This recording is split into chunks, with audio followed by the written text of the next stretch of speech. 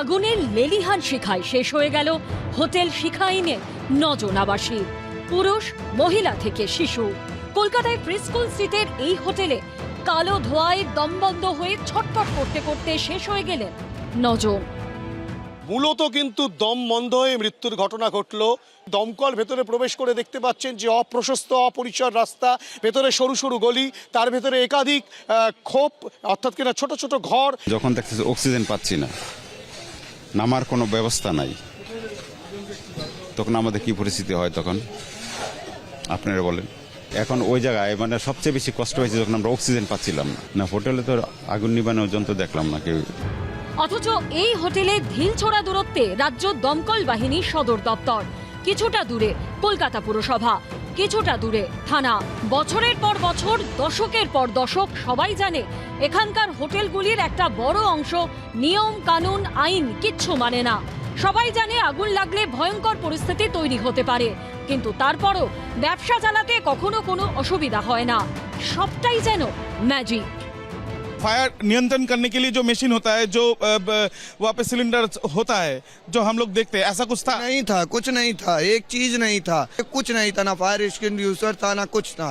তারাপীঠ অগ্নিকাণ্ডের রেশ কাটার আগেই এবার খাস কলকাতার বুকে আগুন। মাত্র 2 দিনের ব্যবধানে তারাপীঠে দুঃস্বপ্ন ফিরল প্রিস্কুল স্ট্রিটে।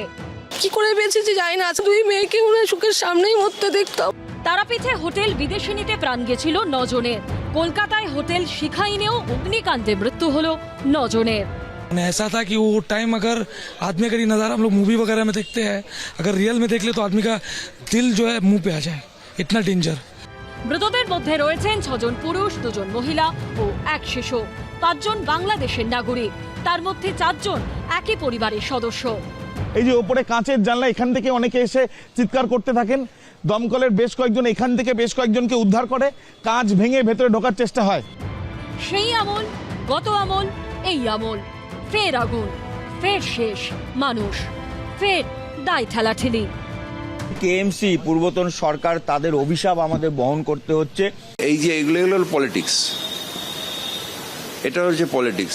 রেসপন্সিবিলিটিটা যদি নিতে হয়, ফিরাদ হাকিম মেয়র ছিলেন, অ্যাজ ওয়েল অ্যাজ তিনি পৌরমন্ত্রী ছিলেন, অর্থাৎ বাংলার পৌর এলাকা এবং অ্যাজ ওয়েল অ্যাজ কলকাতা পৌরসভারও তিনি মাথার উপর ছিলেন। বর্তমান মুখ্যমন্ত্রী তিনি তো 9.5 বছর তৃণমূল সরকারের মন্ত্রী ছিলেন। এখানে রেসিডেন্সিয়াল কমপ্লেক্স কিংবা রেসিডেন্সিয়াল এরিয়াতে হোটেল চালাচ্ছে, তাহলে কি করছিলেন? অগ্নিকাণ্ডের পর থেকেই বেপাত্তা হোটেলের মালিক বীরেশ্বর মিত্র। হিন্দল দে, আবির দত্ত ও সুকান্ত মুখোপাধ্যায়ের রিপোর্ট, এবিপি আনন্দ।